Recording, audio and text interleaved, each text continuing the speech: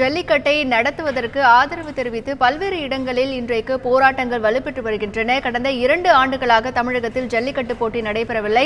இந்த ஆண்டு நிச்சயம் ஜல்லிக்கட்டு போட்டியை நடத்தியே தீர வேண்டும். அதற்கு மத்திய அரசு அவசர சட்டம் இயற்றி ஜல்லிக்கட்டு போட்டி நடத்தப்படுவதை உறுதி செய்ய வேண்டும் என்கின்ற கோரிக்கைகள் தமிழகத்தின் பல பகுதிகளிலிருந்து எழுந்திருப்பதை பார்க்க முடிகிறது.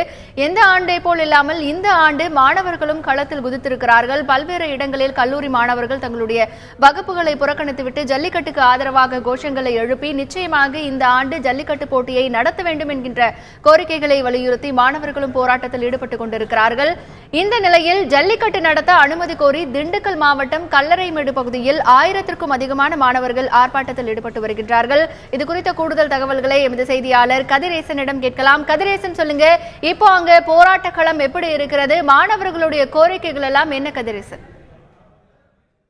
தற்போது தமிழகத்தின் வீர ஜல்லிக்கட்டுக்கு தொடர்ந்து தடை ஏற்பட்டுக் கொண்டே இருப்பதை கண்டித்து தற்போது திண்டுக்கல் மாவட்டத்தில் பல்வேறு பகுதிகளில் ஆர்ப்பாட்டங்களும் போராட்டங்களும் நடந்துட்டு இருக்குது. இதுல குறிப்பா சொல்ல திண்டுக்கல் மாவட்டம் கல்லறை பகுதியில 1000க்கும் மேற்பட்ட மாணவர்கள் ஜல்லிக்கட்டு மாடுடன் பீட்டா அமைப்பை கண்டிச்சு ஆர்ப்பாட்டத்தில் ஈடுபட்டு இருக்கிறாங்க. தொடர்ந்து இந்த போராட்டத்துல மாணவர்கள் கல்லூரி மாணவர்கள் இறங்கி இருக்கிறதுல பூதாகரமா வெடிச்சு தொடர்ந்து தடை நீடிக்கப்படுவது பூதாகரமாகியுள்ளது. தொடர்ந்து ஆர்ப்பாட்டத்தில் ஈடுபட்ட மாணவர்கள் கூறுறப்ப இது தமிழ்நாட்டு மாடுகளோட பிரச்சனை கிடையாது, தமிழ்நாட்டோட மக்களின் பிரச்சனையாக இதை எடுத்துக்கிட்டு பீட்டா அமைப்பு தமிழர்கள் மீது இந்த பிரச்சனையை திணிக்கிறதுக்கு காரணம் வெறும் வியாபாரம் மட்டுமே அப்படின்னு சொல்றாங்க.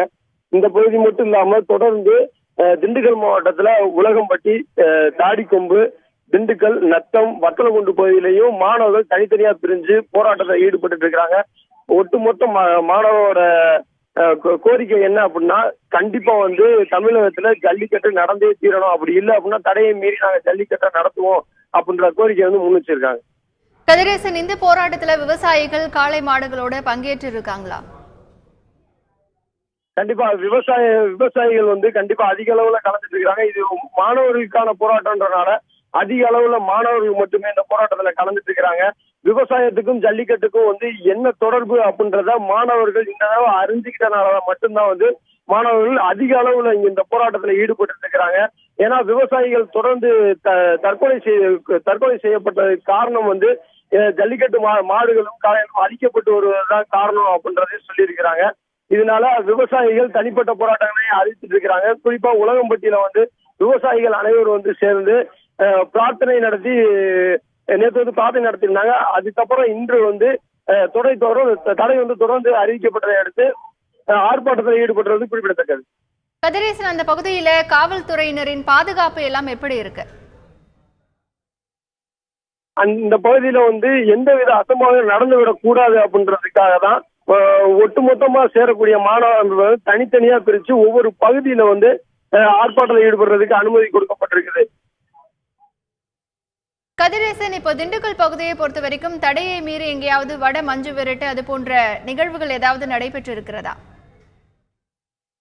தற்போது ஜல்லிக்கட்டு தடை நீடிக்கப்பட்டாலும் கூட எந்த ஒரு இடத்துலயும் எந்த விதமான அனுமதி இன்றி ஜல்லிக்கட்டு நடத்தப்படல. இனியும் தொடர்ந்து இந்த ஜல்லிக்கட்டுக்கான தடை நீடிச்சு அப்படின்னா கண்டிப்பான முறையில நாங்க ஜல்லிக்கட்டை நடத்தியே தீருவோம் அப்படின்ற ஒரு காரணத்தை முன் வச்சு பேசுறாங்க.